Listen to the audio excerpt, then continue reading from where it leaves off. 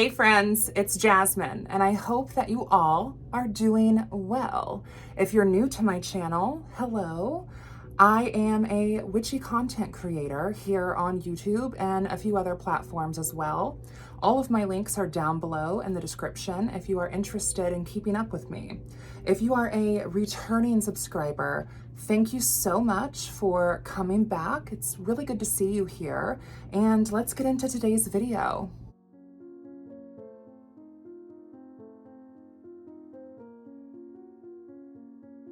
So in today's video, I really would like to highlight and talk about the left-hand path and sort of share some of my thoughts in a cohesive way in this video. I get questions about the left-hand path and sort of my viewpoint on it here online, but also in my personal life, whether it be at the store or through Coven related things. And so I really wanted to make this video as a way to kind of just put all of my thoughts in one place. That way, when I do get questions, I can kind of reference this video. So I hope that I'm able to kind of put them all nice and neatly as much as I can in this video for you guys. I do have some notes here that I will be referencing. So let's just get right into it. So first, we should really define what the left-hand path is and what this whole sort of conversation is really about. And in a nutshell, I personally would summarize the left-hand path as the unorthodox or the taboo path. And I would associate the right-hand path with the orthodox or the traditional sort of path. Now, that's definitely very much like oversimplifying this, but if I had to kind of just put it in those sort of terms, that's how I would describe this. Now, I do think it's important to note that this sort of philosophy is really truly Eastern in origin, and we can find this through personifications of like the left and the right hand of God within Vedic texts. So I think it's important to really pinpoint the origin there being in the East, being within Buddhism and Hinduism and Sikhism, and really representing and acknowledging its traditional origin, because it's of my belief that the left-hand path in the West has greatly evolved and changed from sort of its beginning. Now, that is in no way to necessarily like discredit the modern Western left-hand path philosophy, but it's something that I don't see brought up enough in left-hand path spaces. So down below, you will find all of my links in the description. And one of those links is the link to our Solar Court Coven website, which basically is kind of just a landing page. That's another thing that I get a lot of questions about as well as a Coven witch, like, who are we? What are we? What are we doing? Tell us about you, blah, blah, blah. And so being able to just link that website there, you can check out the About Me and learn a little bit about, you know, us and our practices. And you can also, there's like a contact page where you can summon us. There's an FAQ page. There's a lot of resources on there if you're interested in learning more about my Coven's practices and the Solar Court. In the About Me section, you will see that it says that the Solar Court is like a left-leaning, left-hand path sort of leaning tradition. And I'm gonna kind of talk a little bit about what that means and what I mean by that in this video. But I really want to kind of go over some of my notes here and really describe a little bit more in detail about the left-hand path. The Western use of the terms left-hand path and right-hand path really originated with Madame Blavatsky in the 19th century, who founded the Theosophical Society. She had traveled across parts of Southern Asia and gave accounts of having met with many mystics and magical practitioners in Tibet and India. Now, something worth noting in regards to Madame Blavatsky is I personally believe her to be an incredibly problematic influence on the occult community as a whole. I will get into that in this video. In Western esotericism, the left-hand path and right-hand path are often seen as two opposing approaches to magic. This terminology is used by occult and ceremonial magic communities and groups.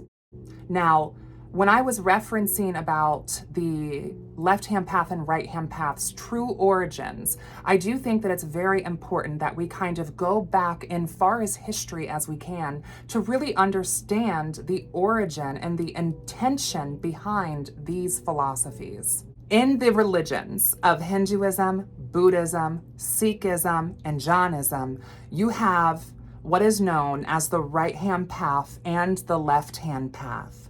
The right-hand path is often seen as the orthodox path, while the left-hand path is seen as the unorthodox path. The right-hand path tends to typically be collectivist in nature, while the left-hand path strongly emphasizes a more individualistic approach. It is thought that one is more about order, while the other represents disorder. One leads to unity, while the other leads to chaos. One should note that both paths lead to the same place. I think that's something really important to bring up here when it comes to the left-hand path and the right-hand path, is that oftentimes these are seen as the two hands of the divine, of God, of the universe, of source. And these are seen as two pathways to connecting to that.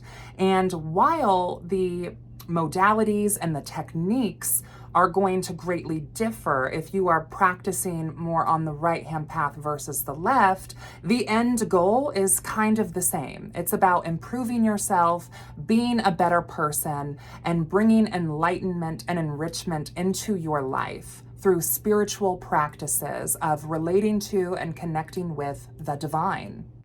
Recently, I was lucky enough to be invited onto a left-hand path panel hosted by Abby the Witch. And you are yeah. incarnation. I'm saying we are all living devas of the divine. I highly recommend that you go check out her channel and the video there, because in the links under that video, you will find all of the other people that were on the panel and their links as well, if you would like to hear some other amazing practitioners' perspective here on YouTube.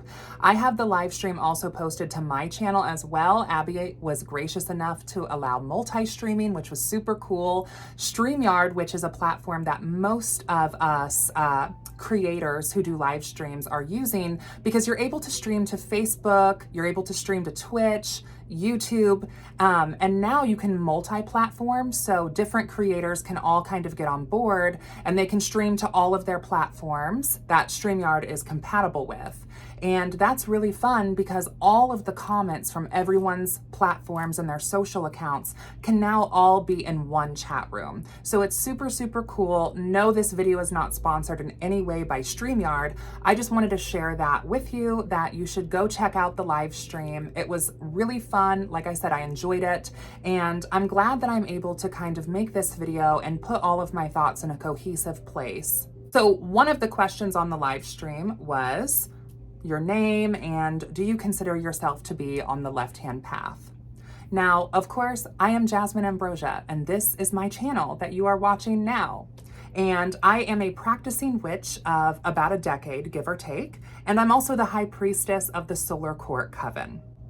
Our tradition and practice upholds many left-hand path virtues, but I would consider the tradition more left-leaning from center. Solar Court Coven is an American folkloric witchcraft neo-tradition with influences of Thelema, established in 2017.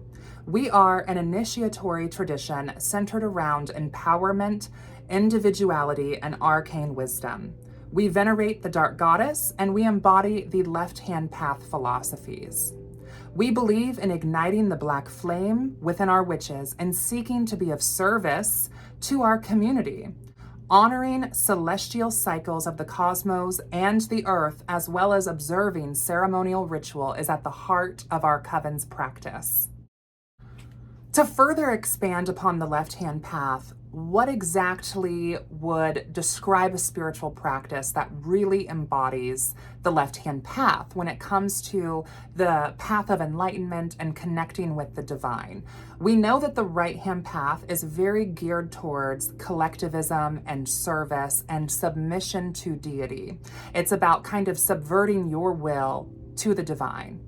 And I know that for many people, hearing that a coven, a collective religious group, is practicing a left-hand path practice might kind of seem a little bit like an oxymoron. And to be honest with you, I very much agree with that at face value. But I think when you think about it a little bit more and read a little bit more into what exactly we are doing, I think you will see how there can actually be groups that are observing left-hand path practices and having that sort of influence in their practice.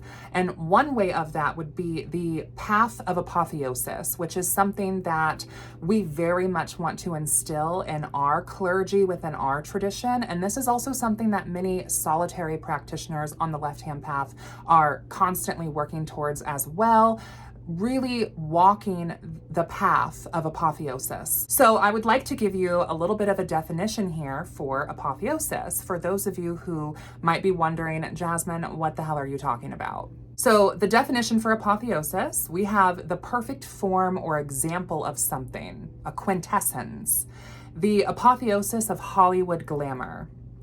We have another definition here, the highest or best part of something, the peak. Example, the city reaches its apotheosis at the holiday. And then also, which is, I think, the most relevant definition to this video, the elevation to divine status, deification. The apotheosis of Roman emperors, to apothesize. So I bring this up because I think it's important to really make a clear distinction when it comes to the left-hand path versus the right. The right-hand path is about having a relationship with the divine where you are submitting and in service to the divine. The left-hand path is about uplifting one's own self to be equal to the divine. And another way that we can kind of explain this is that the right-hand path tends to very much believe in the path of annihilation. Annihilation being the annihilation of the ego or an aspect of the soul. And the left-hand path very much does not support this. The left-hand path is actually about uplifting the ego and ascending it to one of godhood. Now, I did make a video that was related to the Solar Court Coven, and we were talking about our personal priestess path within our coven and what that looks like. And so if you want to learn more about apotheosis and how we apothesize as coven witches, I'd really recommend that you go check out that video I made, the priestess path, talking about just that. For me, I would also say if I had to have some key words that would really embody the left-hand path, I would think of like personal authority, sovereignty, autonomy, power, and of course, individualism. Now, this is another question taken from the panel that I want to kind of put all of my thoughts cohesively in this one video. And I thought that Abby asking this question was amazing because this is very much a question I get from people wanting to kind of explore the left-hand path, but whenever they kind of Google left-hand path or start looking for left-hand path material, oftentimes it just gets equated with Satanism. And while that is a very valid path, some people do feel a strong aversion to that, or they're not interested in the archetype of Satan. And so sometimes for some people that can be a little bit like off-putting. They want to know, like Abby's question says, do you need to work with Satan to be a left-hand path practitioner? Now, I want to say that my short answer to this question is no, of course not. You do not need to work with Satan in order to be on the left-hand path. Both the right-hand and left-hand paths are intended to be paths to enlightenment. And deity can look very different based on if you're walking right or left. Also, deity can look different even amongst left-hand path practitioners. I encourage you again after this video to go watch that panel because you will very much see that represented. In terms of, is Satan required to practice the left-hand path? Absolutely not. I do think that Satan is a common archetype The left-hand path holds reverence for because of the adversarial nature the left-hand path promotes and supports with its values of individualism. I think that the word worship is a very interesting inclusion in Abby's question here, because the question is, do you feel someone needs to work with or worship Satan in order to be on the left-hand path? And I think there's a lot to unpack with the conversations around work with and worship. Oftentimes when I find myself having these sort of conversations with neo-pagans around their relationships of working with their chosen deities, right? Like I work with Aphrodite or I work with Hecate. When we start to unpack what that work with looks like, oftentimes we're hearing people share that they are leaving offerings, that they are lighting candles, that they are expressing gratitude, and sometimes even asking for things in return. And I think that worship, kind of like the word religious, has become kind of these dirty buzzwords amongst witches due to very severe Abrahamic trauma that is rampant and unhealed in our community. Personally, I kind of like to, as a social experiment, describe myself as a very religious person, because oftentimes people who don't know me very well will assume that when I say I'm very religious, or if someone else describes me as very religious, they are going to think that I'm very religious in an Abrahamic way, and that could not be further from the truth. I think it's a fun experiment that kind of exposes some of the Abrahamic privilege that we have here in the States, at least, to where people automatically associate religion with the Abrahamic faiths, and we need to really deconstruct that. I think the same can be said for worship as well. I think people often equate worship with subservience and submission, and I don't think that that's necessarily what your worship needs to look like. I do want to say that Angela from Sanctuary Satanica made an amazing point during the live stream, and they really put into words something that I've been wanting to articulate myself, but I just didn't have the words for. And when we were talking about work with and worship, the way that Angela really defined this was that work with is more of a symbiotic relationship where it's purely, I give you this in order to receive that. And for me, within my practice, and I know that many, especially amongst traditional witches, right, like in witch folklore of pacting with familiar spirits, that's often kind of how it's seen. And a lot of times those spirits might not even be deified at all. They could be spirits of the land or ancestral spirits. And I am doing this in order to receive Y. And it's kind of more like a business deal or a demonic pact contract.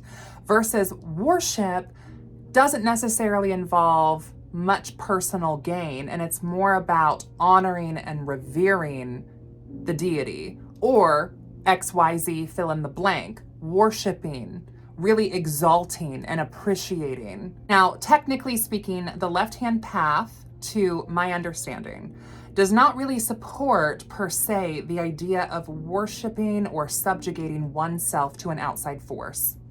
My view, however, of deity-related devotion actually can be very relevant to the left-hand path.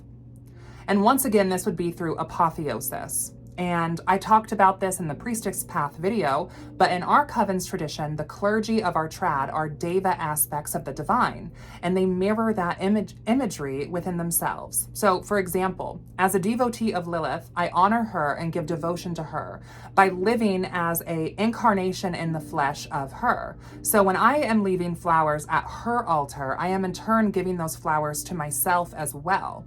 This is what makes a priestess specifically a deva, or a living embodiment.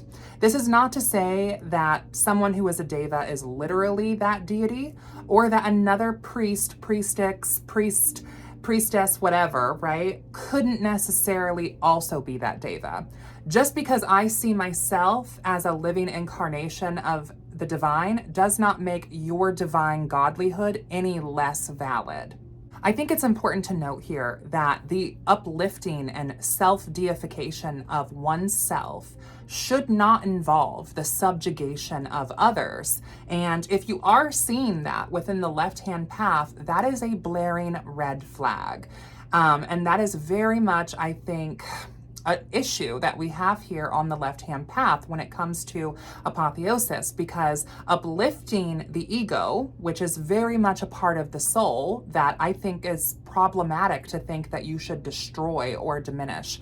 No, you should be empowering and feeding your ego, but it needs to be done in a healthy way, in a way that is best serving yourself, and in my opinion, also creating a better life for yourself as well. Uplifting the ego through delusion, substances, or in order to manipulate and control others is not going to last very long. I think it's important that we should also circle back to Madame Blavatsky, because she is very much accredited with the left-hand path and right-hand path within Western occultism and magic. And I think that we need to take a look at her and unpack her a little bit. So looking at Madame Blavatsky and how she was very influential in bringing these Eastern ideas into the West, Helen Petrovna Blavatsky is a Russian mystic and author who co-founded the Theosophical Society in 1875. She gained an international following as the leading person within the Theosophy community. I am going to link all of my notes that I am referencing in the description below. So if you would like to see my sources and also read my notes, you are welcome to do so down in the description. I've mentioned before, I find Helena to be incredibly problematic, and let's talk about why that is. So she wrote The Secret Doctrine, which the doctrine of the root races and their various subdivisions is a very inherent part of theosophical teachings. And the primary source is Blavatsky's The Secret Doctrine in 1888. This article argues that race in theosophy is understood as not being limited to physical characteristics. Rather, the theosophical discussion of race encompasses both physical and spiritual evolution. Race, as interpreted in The Secret Doctrine, is not racist in its intent, which I strongly disagree with personally. The races are seen as having one thing in common, the divine spark that ultimately makes all races in the same essence. Now, here is a direct quote from Blavatsky's work. The intellectual differences between the Aryans and other civilized nations and such savages as the South Sea Islanders is inexplicable on any other grounds. No amount of culture nor generations of training and civilization could raise such a human species as the Bushmen, the African tribes, to the same intellectual level as the Aryans. The Semites and the Turanians, so-called the sacred spark, is missing in them, and they are the only inferior races on the globe. Now happily owing to the wise adjustment of nature, whichever works in that direction, they are fast dying out. Mankind is of one blood, but not the same essence. We are the hothouse, artificially quickened plants in nature, having us in a spark, which in them is latent. Esoteric history teaches that idols and their worship died out with the fourth race, until the survivors of the hybrid races of the latter, like the Chinamen, the African blacks, gradually brought this worship back. The Vedas continuance, no idols, and all modern Hindu writings do.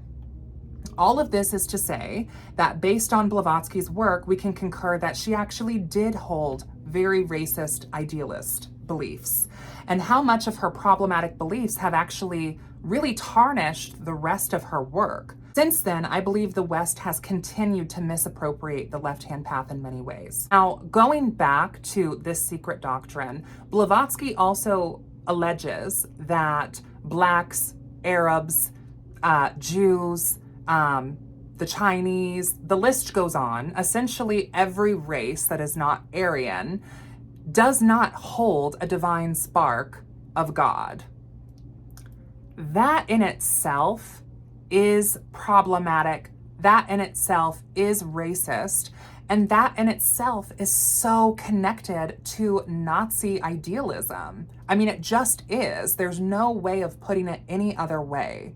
So if you are viewing the left-hand path and the right-hand path through the lens of Blavatsky, like many are in the West without even realizing it, you are connecting your religious practice to that of a Nazi. It's just that simple. I don't know how else to explain it to you. Personally, I think this is why the left-hand path, and specifically within modern Satanism and Luciferian communities, why we have such a rampant issue, Nazis and white supremacists in our communities. They are very much alleging very vocally and verbally that they believe this and that they are legitimized in some weird, fucked up way because of Blavatsky's teachings. We cannot allow that, nor should we be entertaining that within the left-hand path spaces. This is something that is directly harmful to our community, and it's also dangerous. With that being said, apotheosis and self-deification is not equal to being a psychopathic narcissist. Some individuals, like I have mentioned before, will misuse a lot of left-hand path teachings as a way to subjugate and manipulate other people. Another misconception is that the left-hand path being associated with evil. I think that comes from the dichotomy and polarity that these paths are associated with in terms of representing the law of opposite. If A is X, then B must be Y. However, neither right-hand path or left-hand path is inherently good or evil. It really has nothing to do with good or evil. That's truly something very subjective that I think the small part of our brains enjoy putting little things into little boxes, and magic and the divine simply just do not work like that. Nothing in the original teachings of the spiritual paths of the left-hand path or right-hand path really have anything necessarily to do with morality. That's really more your personal opinion. Now, if you are someone who's more on the right-hand path, you might very much believe that uplifting the ego and believing that one can be equal to the divine is inherently problematic. You're welcome to believe that, and that can definitely shape your morality. But the right-hand path really is not saying, per se, that it's good or evil. Neither path is good or evil. And also the dichotomy of white and black, light and dark, when it comes to good and evil, or the right-hand path and left-hand path, is inherently very problematic as well. This is something that is just a fact. It's really not a matter of opinion. I don't know why we're still having this conversation as witches in 2023. Whether or not we think saying black magic is problematic, a lot of this can be traced back to the belief that the children of Cain had black skin and thus were dirty and impure. This is something that we see within like Mormonism, and it has led to very, very problematic and hurtful teachings by their religious leaders, and also discrimination against people of color. So another question that was mentioned on the panel is like, how do you work with, worship deity on the left-hand path? Like I said, I've kind of already talked about that, so I don't really want to hyper focus on that in this video. You can check out my Priestess Path video to learn a little bit more about my own understanding of apotheosis and practical information on how you can apothesize your own practice and your relationship with the divine. In my notes link that I am going to be putting in the description, you will also see some YouTube videos that I am linking in my notes, and you will also see my own notes and sources and where I got all of this information. So if you're interested in seeing a little bit about that, like I said, feel free to check it out and do your own research as well. But if we were to put all of this in very simple terms, it's the orthodox path or the unorthodox path. And where this gets further complicated is that that can greatly change depending on the society. So for example, where I live, which is in the States, in the Midwest, it is very common for people to put bacon in quite literally everything. You can go to the gas station and find a bacon flavored donut. Eating bacon would be considered a very orthodox sort of thing. However, not eating it is sometimes seen as more unorthodox, but there are other parts of the world where eating pork is really not the norm, and it's not as plentiful to find. So you have to think about orthodox and unorthodox in terms of the society that one is living in. And we can think about this on the microcosm scale of our individual magical communities, or even further, the groups that we belong to, or even further, just within ourselves. Or we can think of this on a more macro level in terms of the wider society that we are living in. Here in the United States, we are very much living in a Abrahamic privileged country that is primarily centered all around Christianity. We have days off of work and kids get out of school for Christian holidays. And so you can't really deny the inherent privilege that Christianity has in this country. So when we're thinking about what is unorthodox as a left-hand path practitioner, that might look different depending on how micro or macro we are looking at this. For example, let's talk about skyclad as a ritual practice, and skyclad being, practicing magic naked. Even amongst some religious groups and some magical groups within the witch community, the pagan community, the ceremonial magic community, that is something that is kind of seen as taboo, while other groups, that is the norm. And so not being willing to practice skyclad or not being open to that would be seen as unorthodox, which would make it more a left-hand path aspect in nature. We can also talk about the practice of the red pour, which is kind of like skyclad, where it's something used in ritual. It's not necessarily a ritual in of itself. And the red pour is when witches would pass wine or some sort of spirit from lips to lips. Now, this is not meant to be making out. This is not meant to even be a sexual thing, but there's a reason why we call alcohol spirits. And especially amongst trance prophecy rituals, you will find this. And this is something that groups do practice. And some groups might view that as an orthodox practice. This is a very sort of witch blood practice. It's breaking us out of the taboo that mainstream society puts on us, similar to practicing ritual nudity. Our wider society has taught us that those are dirty and impure acts to be passing liquor from mouth to mouth or to practice ritual nudity. So depending on the micro or macro you're looking at, I think can greatly shape the narrative. And that's part of the reason why I say that I feel like the Solar Court Coven, we are very strongly left-leaning.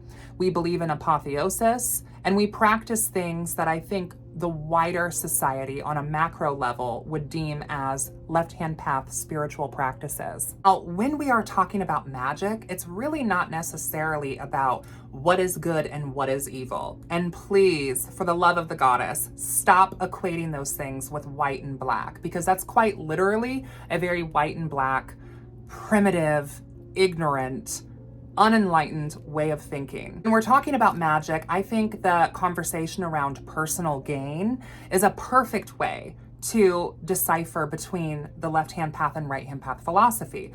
On the left-hand path, we believe in uplifting the individual and the individual's personal autonomy and sovereignty and authority. So things like love magic and money magic isn't necessarily something that is going to be frowned upon. The idea that you can't use magic for personal gain in the left-hand path, and also my own personal opinion and interpretation of the left-hand path, that's almost comical to say that you can't use magic for personal gain. I mean, when you're on an airplane, if something happens, you're supposed to put the mask on yourself before you put it on someone else. If you are not radiating at your highest power, and if you are not in your highest self, how are you going to uplift others or ignite the power within them? How are you going to be a torch bearer and a guiding lamparios if you're not even able to ignite your own flames? You need to be able to empower oneself in order to empower others. Now, the right-hand path, I think it would be more complicated, and I would love to hear from some people who perceive themselves to be on the right-hand path and how they would talk about personal gain, because the right-hand path is inherently more about the collective. So I'm not saying that right-hand path practitioners would never practice magic for personal gain, but only benefiting the self would kind of go against those right-hand path tenets. So it would need to benefit the entire community as a whole. I think that would probably be more of their priority rather than just looking at one's own self. I really hope that this has been helpful in describing the left-hand path and right-hand path. I want to make a point that the left-hand path is so much more than just this Western bastardized idea by Blavatsky, and it's also a lot more than just Satan, modern Satanism, Luciferianism. It's so much more than that. And it's really unfortunate that we have limited the left-hand path in the West to specifically just that. I think that Satan as an adversary and as a rebel and as going against God and uplifting oneself to God or feeling higher than God is one of the reasons why I think that archetype is so prevalent, but it's not the only archetype. You don't have to practice any form of Satanism or Luciferianism to be on the left-hand path. If you are familiar with me or my channel, you know that I work with the witch's devil, which can include satanic aspects, but is not limited to. I have some content about that on my channel here as well. This video has already gotten really long, and I know that it's just going to be wild to edit all of this together. And while I love content creation, editing sometimes can be such a headache. So I am going to end this video now. I really sincerely hope that this was helpful. If you have any questions or comments or even disagreements about things that I have said in this video, I would love for you to leave all of that down below. I would love to have some conversations about this. And until next time, blessed be, and I will see all of you in hell.